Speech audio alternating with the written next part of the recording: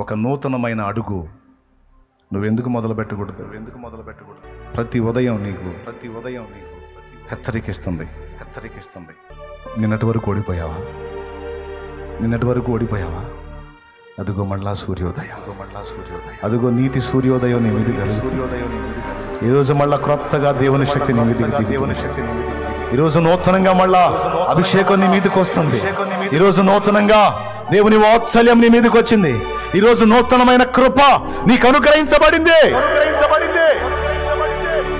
ఒక క్రొత్త శక్తి నిన్ను తాకుతుంది. ఒక నూతన అధ్యాయం ఈ రోజే నీకు ఎందుకు కాకూడదు? నీ లైఫ్లో ఒక నూతనమైన ప్రారంభం ఈరోజు ఎందుకు కాకూడదు? మారింది. కొత్త కీర్తన. దావీదు కుమారుడా నన్ను దాటిపోకయ్యా, నజరేతువాడా నన్ను విడిచిపోకయ్యా.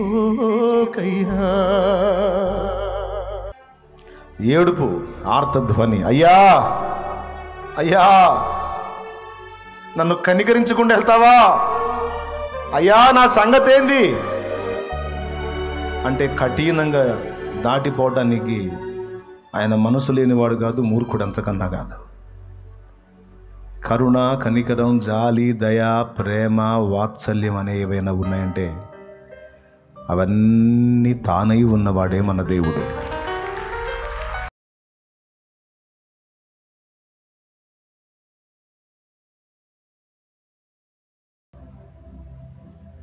నూతన కృప, నూతన వాత్సల్యం, నూతనమైన ప్రేమ, అంతేనా? క్రొత్త తైలము, నూతన అభిషేకము కూడా మనకిస్తాడు ఆయన. ఏ పూటకు ఆ పూట నూతనం. ఇదేంది ఈ ప్రసంగం న్యూ ఇయర్లో చేస్తే భలే ఉండదన్న అనుకోవాకండి. సంవత్సరానికి ఒక్కసారి న్యూ ఇయర్, కాకపోతే సంవత్సరానికి ఒక్కసారి సూర్యోదయమా? ఎవ్రీడే, ప్రతిరోజు మనకు సూర్యోదయం కలుగుతుంది. అలాగే ప్రతిరోజు మన గతంలో నుంచి బయటికి వచ్చి ఒక నూతనమైన అడుగు వేయడానికి దారి దొరుకుతుంది. నువ్వు వెతకాలి, ప్రయత్నించాలి నా తమ్ముడు. నువ్వు వెతకాలి, ప్రయత్నించాలి, పోరాడాలి, సాధించాలి. దేవునికి స్తోత్రం కలుగును గాక. హల్లెలూయా.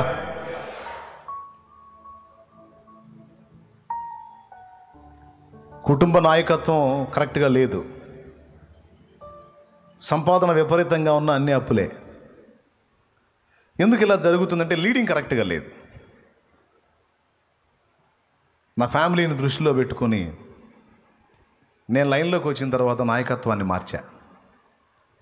ఎవరైతే నాయకులు ఉన్నారో వాళ్ళ చేతుల్లో నుంచి బాధ్యతలు నేను తీసుకొని ఎక్కడెక్కడ బ్యాలెన్స్ మిస్ అవుతుంది, ఎక్కడెక్కడ తప్పు జరుగుతుంది అని తెలుసుకొని వాటన్నిటినీ సరిదిద్ది, అంటే ఇంకా వాళ్ళే చూసుకుంటారు, ఇక వాళ్ళ బతికంతే, నా బతికింతే, మా బతుకులు ఇంతే అని రాజీ పడితే అక్కడే ఉండేది పరిస్థితి. సో అక్కడ డైరెక్షన్ కుదరలేదు. నేను చూస్తా, నేను ట్రై చేస్తా. క్రొత్తగా ఒక అడిగేద్దాం. ఫ్యామిలీని కూర్చోబెట్టుకొని ఒక క్రొత్త తీర్మానం చేశా. ఆ తీర్మానం ప్రకారం అందరూ కట్టుబడి ఉండండి. ఈ అప్పులో కొలిక్కి ఎందుకు రావో చూస్తాం. ఇప్పుడు మనం జీవం గల దేవుడిని నమ్ముకున్నాం కాబట్టి రాబడి ఎంతో, దానిలో ఖర్చు అవుతుంది ఎంతో, మిగులుతుంది ఎంతో, మనం అదనంగా చేస్తున్న ఖర్చులు ఏవేంటో అన్నీ పరిశీలించుకొని ఇక్కడ వేస్ట్ అవుతుంది, ఇక్కడ వేస్ట్ అవుతుందని అన్ని కట్ చేసి పడేసి రాబడి అంతటిని బ్యాలెన్స్ చేసి మంత్కి కొంత అమౌంట్ తీసి ఒక్కొక్క అప్పుకి కట్టుకుంటా కొంతకాలం ప్రయాణం చేశా. పెద్ద మొత్తంలో ఉన్న అప్పు చాలా వరకు తిరిగిక చివరి ఘట్టంలో కొంత అప్పు మిగిలింది. ఆ అప్పును ఒక్క దినమంది దేవుడు తీసేశాడు. అది వేరే సంగతి.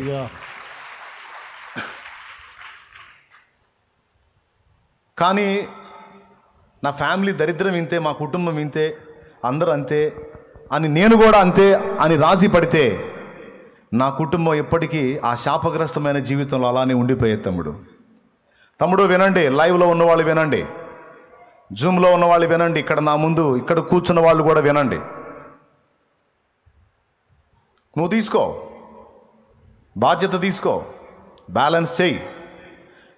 లోకం అనే సముద్రంలో నీ కుటుంబం మునిగిపోయే నావలాగుందా? ఎవరు బాధ్యత లేకుండా ఉన్నారా?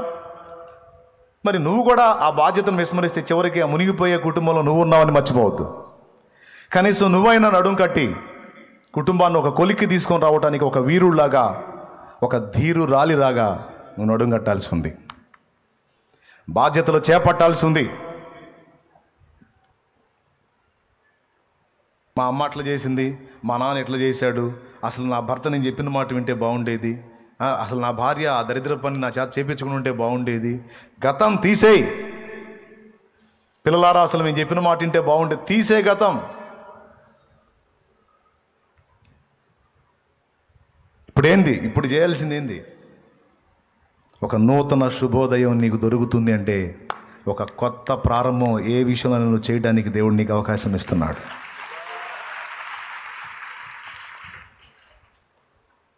నీ కుటుంబాన్ని ఒడ్డుకు తీసుకొని రావడానికి, న్యాయంగా నువ్వు పోరాడుతున్న పోరాటంలో దేవుణ్ణి కూడా హత్తుకొని ఉన్నావు గనుక ఆ పోరాటం చేస్తూ చేస్తూ నూతనమైన ఆలోచనలు, నూతనమైన అడుగులను వేస్తూ ఉంటే ఏదో ఒక అడుగు సఫలమయ్యేటట్టు దేవుడు నీకు సహాయం చేస్తాడు. స్తోత్రం చెప్పండి గట్టిగా. చేయడంటారా? చేస్తాడు. ఎప్పట్లాగే కూర్చున్నాడు. బాబా కళ్ళు లేనండి బాబా, ధర్మం చేయండి బాబా, గుడ్డండి బాబా, అయ్యా ఆకలైందయ్యా, 2 రోజులైందయ్యా తిని, వాడు లెక్క ప్రకారం వాడి పాఠం వాడు మొదలు పెట్టేశాడు. బాబా ధర్మం చేయండి బాబా, బాబా 2 కళ్ళు లేవు బాబా, బాబా నడవలేను బాబా. పెద్ద సమూహం తన ముందు వెళ్తూ ఉంది. చాలామంది మనుషులు తిరుగుతూ ఉంటారు, ఎవరు ఎటు తిరిగితే మనకెందుకు. జనం సప్పుడు అడుగు బాగా పెద్ద సప్పుడు వినపడుతున్నాయి అంటే ముందు భిక్షగాడికి వచ్చే ఆలోచన ఫస్ట్ ఏంటంటే, చాలా కాళ్ళ సప్పుడు వినపడుతున్నాయి, కనీసం ఒక 100 మంది వెళ్తున్నారంటే కనీసం ఒక 25 మంది కనికరపడ్డా, 25 మంది కనికరపడ్డా సూపర్ వర్కౌట్ అయ్యింది మనకి అని ఇంకొంచెం ఘాటు కడితే బాబా బాబా ధర్మం చేయండి బాబా బాబా అని ఇంకొంచెం పెద్ద కేకలేసి ఇంకొంచెం హడావుడి చేస్తాడు. అవునా?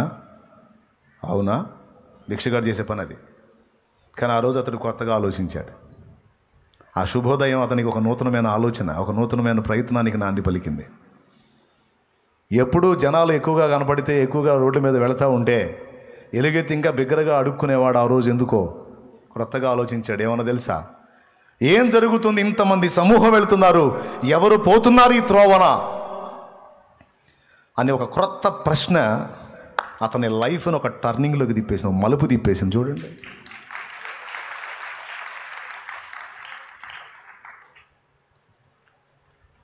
ఒక మలుపు తిప్పింది, ఒక నూతనమైన ఆలోచన. ఆ జన సమూహం అంతా విస్తారంగా విస్తరించి వెళుతూ ఉంటే వాళ్ళందరినీ చూసి ఏం జరుగుతుంది, ఎవరు వెళ్తున్నారు, ఇంతమంది గుంపు వెళ్తున్నారని వాళ్ళలో ఒకడు అడిగాడు. అతడు చెప్పాడు, నీకు తెలీదా, నజరేయుడు యేసు ఈ త్రోవను వెళుతున్నాడు అన్నాడు. నూతన ప్రశ్న, నూతన ప్రయత్నం. ఏంటో తెలుసా ప్రయత్నం? ఎప్పుడు బాబా ధర్మం చేయండి, అమ్మలారా ధర్మం చేయండి, అయ్యలారా ధర్మం చేయండి, తల్లులారా ధర్మం చేయండి, తండ్రులారా ధర్మం చేయండి, అమ్మా ధర్మం, అయ్యా ధర్మం, ఇది రెగ్యులర్ పాట. మారింది కొత్త కీర్తన. దావీదు కుమారుడా నన్ను దాటిపోకయ్యా, నజరేతువాడా నన్ను విడిచిపోకయ్యా, నీవు తప్ప నాకి లోకంలో ఎవరున్నారయ్యా, నీకు తప్ప నాలో ఎవరికి చోటే లేదయ్యా, నీవు తప్ప నాకి లోకంలో ఎవరున్నారయ్యా, నీకు తప్ప నాలో ఎవరికి చోటే లేదయ్యా. దావీదు కుమారుడా నన్ను దాటిపోకయ్యా, నజరేతువాడ నన్ను విడిచిపోకయ్యా. దావీదు కుమారుడా నన్ను దాటిపోకయ్యా, నజరేతువాడ నన్ను విడిచిపోకయ్యా, నీవు తప్ప నాకి లోకంలో ఎవరున్నారయ్యా, నీకు తప్ప నాలో ఎవరికి చోటే లేదయ్యా. ఏం జరిగిందో మీకు తెలుసు. ఒక నూతనమైన ఆలోచన. గుంపు ఎక్కువగా ఉంటే ఎక్కువ శబ్దం చేసి అడుక్కునేవాడు ఎవరు పోతున్నారు అన్న ఒక క్రొత్త ప్రశ్న. నజరేయుడగు యేసు అనగానే అప్పటిదాకా పాడే పాట మార్చి, యేసు దావీదు కుమారుడా నన్ను కరుణించు, నీకోసమేనయ్యా మిగుల నిరీక్షణతో ఎదురు చూస్తున్నాను. యేసు యేసు నా ఆయన పాదాలను కదలనివ్వదు నాయన. అంతే, బ్రేక్ అయిపోతాడు అంతే. నువ్వు ఆనందంతో ఆరాధించు, సంతోషిస్తాడు, చిరునవ్వు నవ్వుకుంటాడు.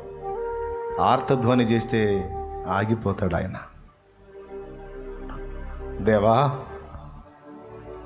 నా తొడగూడు వసలగొట్టావు, కలబడకుండా చేశావు, వెళ్ళిపోవాలా నేనా?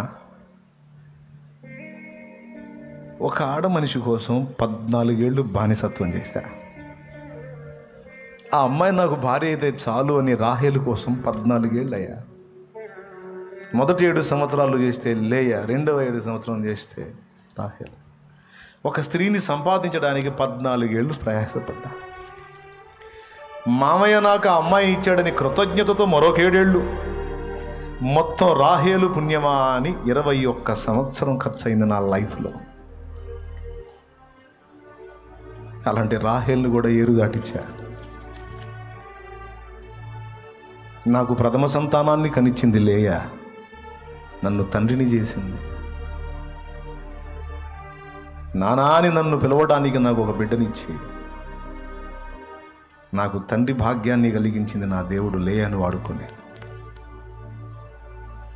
ఫస్ట్ అసహించుకున్న తర్వాత ఎంతో ప్రేమించిన నా లేయా, బిల్హా జిల్ఫా మొత్తం 4 వదిలేశాను. నా కడుపును పుట్టిన నా పిల్లలు ఏరు దాటిచ్చా. నా మందలు, ఏ మందల కోసం గాడిద చాకిరి చేశాను, ప్రయాసపడ్డాను, నీకు మొర్ర పెట్టాను, ఆ మందల్ని ఏరు దాటిచ్చా. ఒక్కడిగా ఉండిపోయాను నీకోసమే. నన్ను దాటి వెళ్తావా? తప్పు చేశాను, నిన్ను రొమ్ముకు రొమ్ము నుంచి ఢీ కొట్టడం తప్పేనేమో. ప్రాధేయపడుతున్నాను, తండ్రి నన్ను ఆశీర్వదించుకుంటూ వెళ్తావా అంటే ఆయన బతిలాడుతున్నాడు. ఏకైనా తెల్లవారుచున్నది కనుక నన్ను పోనిమ్ము. అంటే యాకోబు ఎక్కడ పట్టున్నాడండి? నువ్వు విడగొట్టావు కదా, అయిపోయింది కదా. ఏడుపు, ఆర్తధ్వని, అయ్యా అయ్యా నన్ను కనికరించుకుంటూ వెళ్తావా? అయ్యా నా సంగతి ఏంది అంటే కఠినంగా దాటిపోవటానికి ఆయన మనసు లేనివాడు కాదు, మూర్ఖుడు అంతకన్నా కాదు. కరుణ, కనికరం, జాలి, దయ, ప్రేమ, వాత్సల్యం అనే ఏవైనా ఉన్నాయంటే అవన్నీ తానై ఉన్నవాడే మన దేవుడు. Praise the Lord. ఆగిపోయాడు, ఆశీర్వదించి వెళ్ళాడు. ఒక నూతనమైన ఆలోచన కొన్ని జీవితాలను విప్లవాత్మకమైన మలుపులు తిప్పింది.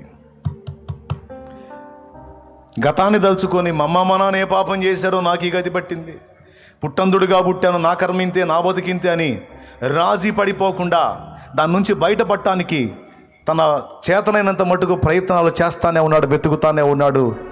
వెదగుడి మీకు దొరుకును అన్నట్లుగా ఒకరోజు సాక్షాత్తు దేవుడు తానే వచ్చి ఆ అంధుణ్ణి పిలిచాడు. అతని స్వరం నాకు వినపడింది, రమ్మనండి, అతను తీసుకొని రండి అన్నాడు. కేకలేస్తుంటే కొంతమంది అన్నారు, రేయ్ ఏంద్రా నీ గోల, ఆపో, పెద్దగా అరుస్తున్నావు ఏంటి నువ్వు? మేము ఇక్కడ స్థానికులు, నీ ముఖాన రూపాయి కూడా వేయం, జాగ్రత్త, ఆపరా నాయన, నీ గోల వినలేచేస్తున్నావు. ఆ స్వరం ఎన్నన్నారో లెక్క చేయలే, వేస్తానన్నాడు కేక. చివరికి అడ్డగించే స్వరాలు మౌనం అయిపోయినాయి. ఏ స్వరం వచ్చిందో తెలుసా? ఇదిగో నజరేయుడగు యేసు నీ కోసం ఆగాడు, నేను తీసుకొని రమ్మంటున్నాడు అన్న స్వరం వినపడింది. ఎందుకు పిలిచావు? నేను నీకేం చేయకూరుతున్నావు? అయ్యా నాకు 2 కళ్ళు లేవు, నీ గురించి విన్నాను కానీ ఎప్పుడు వస్తావా అని ఎదురు చూస్తున్నాను. ఈరోజు నువ్వు వెళ్తున్నావు అని తెలిసి కేకలేశాను.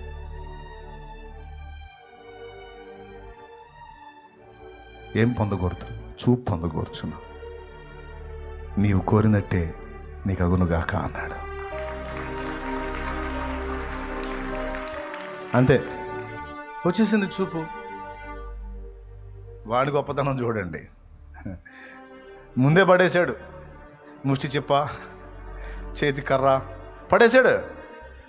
యేసు ఆగాడు నీ కోసం అన్న మాట వినపడగానే అమ్మయ్య, ఇక వీడితో నాకు పని లేదు. వాళ్ళ విశ్వాసం ఆగాల్సినోడు ఆగాడు, జరగాల్సిన కార్యం జరిగింది. అంతే, ఈ రెండు పడేశాడు.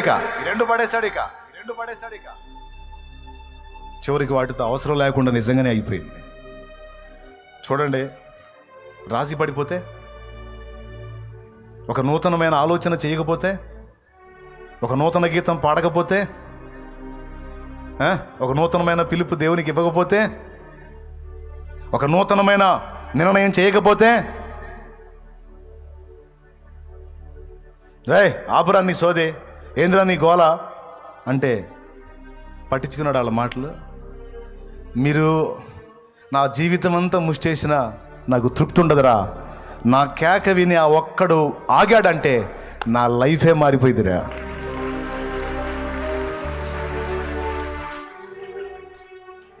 అన్ని నూతన నిర్ణయాలే, అన్ని నూతన అడుగులే. మారిపోయింది నిజంగానే. ఏముందిలే అనుకుంటాం, ఆ చిన్న జీవితంలో, ఆ చిన్న మ్యాటర్లో ఏముందిలే అనుకుంటాం. తవ్వితే బోల్డ్ అనే సంగతులు. ఒక నూతనమైన అడుగు నువ్వెందుకు మొదలు పెట్టకూడదు? ప్రతి ఉదయం నీకు హెచ్చరికిస్తుంది. నిన్నటి వరకు ఓడిపోయావా? అదిగో మళ్ళా సూర్యోదయం. అదిగో నీతి సూర్యోదయం నీ మీద కలుగుతుంది. ఈరోజు మళ్ళా క్రొత్తగా దేవుని శక్తి నీ మీద ఈరోజు నూతనంగా మళ్ళా అభిషేకం నీ మీదకి వస్తుంది. ఈరోజు నూతనంగా దేవుని వాత్సల్యం నీ మీదకి వచ్చింది. ఈరోజు నూతనమైన కృప నీకు అనుగ్రహించబడింది. ఒక క్రొత్త శక్తి నిన్ను తాకుతుంది. ఒక నూతన అధ్యాయం ఈ రోజే నీకు ఎందుకు కాకూడదు? నీ లైఫ్లో ఒక నూతనమైన ప్రారంభం ఈరోజు ఎందుకు కాకూడదు?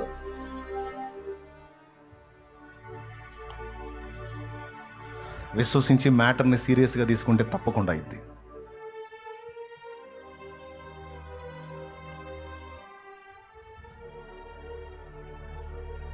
నా అడుగులన్నీ అలా నూతనమైన అడుగులు. ఈరోజు కూడా గతంలో కూర్చోవడానికి ఇష్టం ఉండదు నాకు. ఎప్పుడు రొటీన్ ప్రయాణం నాకు ఇష్టం ఉండదు. నా దేవుడు నిత్య నూతనుడు. నా అడుగులు కూడా నూతనంగానే ఉండాలి. దేవునికి మహిమ.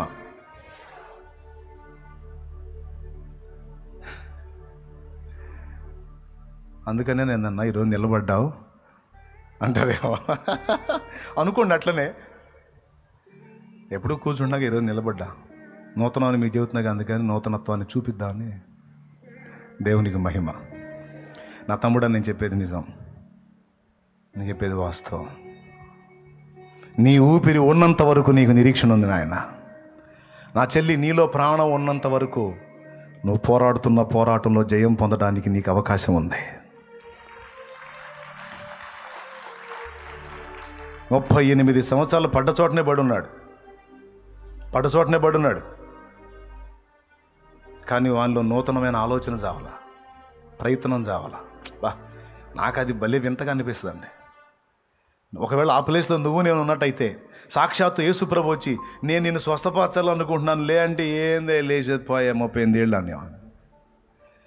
ఏమో సంవత్సరమా, 2 ఏళ్ళ, 3 ఏళ్ళ, 4 ఏళ్ళ, 5 ఏళ్ళ, 6, 10, 8, 9? నీ వయసు కంటే ఎక్కువ అనుభవం నాకు ఇక్కడ. ఏందో వచ్చి లే అంటున్నావు. ఏంది లేచేది? ఆ లేచే వ్యవహారమే ఉంటే ఏడెందుకు కూర్చుంటా అనలా. వాడప్పటికి బహుకాలము నుండి ఆ స్థితిలో ఉన్నాడని ఎరిగి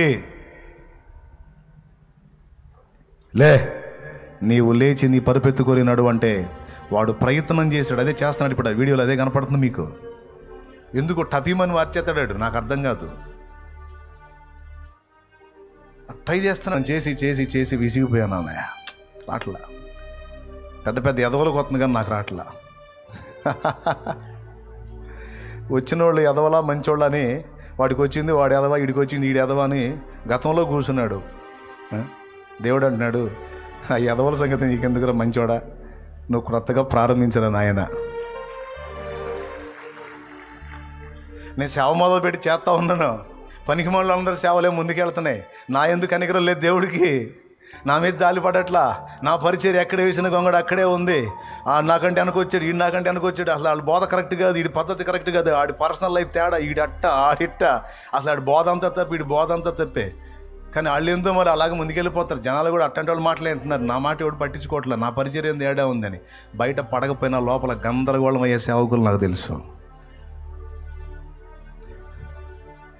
నువ్వు వాళ్ళని వీళ్ళని చూస్తూ వాళ్ళ గతాల్లో కూర్చున్నావురా బాబు. నువ్వు దేవుడు నీకు ప్రతిరోజు ఇస్తున్న నూతన శుభోదయాన్ని నువ్వు లక్ష్య పెట్టట్లేదు. ప్రతిరోజు నూతనంగా నీకు ఇస్తున్నాడు, ఒక నూతన ప్రయత్నాన్ని నీకు స్వాగతిస్తున్నాడు. వాళ్ళని వీళ్ళని తలుచుకుంటూ వాళ్ళ గతాల్లోకి తొంగి చూస్తూ, నీ గతంలోకి చూస్తూ, కరెక్ట్ కాదు. పెద్ద పేరు ప్రఖ్యాతులు నీకు జనాల్లో రాకపోయినా దేవుడు చూస్తున్నాడుగా. ప్రభువు మెచ్చుకున్నవాడు యోగ్యుడని ఉందిగా. జనాలు ఎంత భజన చేస్తే ఏమి లాభం, ఈ భజన అంతా బుస్సే. రేపు అక్కడ కదా బళా అనాల్సింది, అక్కడ ఆయన బళా అంటే అది శాశ్వతమైంది. ఇక్కడ వీళ్ళు ఎంత బళా అని భజన చేసినా ఇది బుస్సే. కాబట్టి ఆ ఒక్కడ చూస్తే చాలా అనుకుని ముందు చేతనైనంత తట్టుకు చెయ్యవయ్యా, దేవుడు నీకు చేసే సాయం నీకు చేస్తాడు. వాళ్ళకెళ్ళి వాళ్ళకెళ్ళి చూసుకున్నంత వరకు నీ బతుకు అక్కడే కూర్చుంటుంది. క్రొత్తగా ఆలోచించు, క్రొత్తగా ప్రారంభించు, క్రొత్తగా ప్రయత్నించు. ఒక నూతన ప్రారంభాన్ని మొదలుపెట్టు. నీ సేవకు సంబంధించి, నీ కుటుంబానికి సంబంధించి, నీ పనికి సంబంధించి. ఓకే, ఉద్యోగ ప్రయత్నం విఫలమైందా, ఎంతవరకు విఫలమైందో చూద్దాం, చెయ్యి. ఆఖరి రోజు వరకు చెయ్యి. ఎందుకు జరగదో చూద్దాం కార్యం. నిన్ను పుట్టించినవాడు, నీకంటూ కుటుంబాన్ని ఇచ్చినవాడు, వాళ్ళకి పట్టెడు అన్నం పెట్టడానికి నీకు ఒక ఉపాధి చూపించడా? అంత అన్యాయస్తుడా? చూద్దాం ఆ సంగతి కూడా. ఒకవేళ చూపించలేదు, అప్పుడు తగాదా వేసుకుందాం దేవుడితో. నీ చేత తగాదా వేసుకునే అంత అవకాశం ఇస్తాడు నీకు. ఆఖరి నిమిషంలోనైనా అద్భుతం చేసి మలుపు తిప్పగలుగుతాడు ఆయన జీవితాన్ని. నిరీక్షణ పోగొట్టుకోకూడదు, ప్రయత్నాన్ని విరమించకూడదు. రోగం వచ్చింది, వచ్చిన రోగం అలానేనా పోదా? లేదండి, ఇది పోయేది కాదు, ఇది కంపెనీ జబ్బు. వాడి జబ్బు కంటే కూడా కంపెనీ జబ్బు అనేది 38 years. అంతకంటే సీనియారిటీ ఉందా నీకు? మరి అంతకంటే సీనియర్ వా నువ్వు? 38 ఏళ్ళు ఒక దెబ్బలో పోయినే, ఒక మాటలో పోయినే. ఒక మాట లే అంటే అయిపోయే. ఎంతసేపు నిన్ను పీడించే జబ్బు నిన్ను వదిలిపోవటానికి ఎంతసేపు ఆయన నీ రిపోర్ట్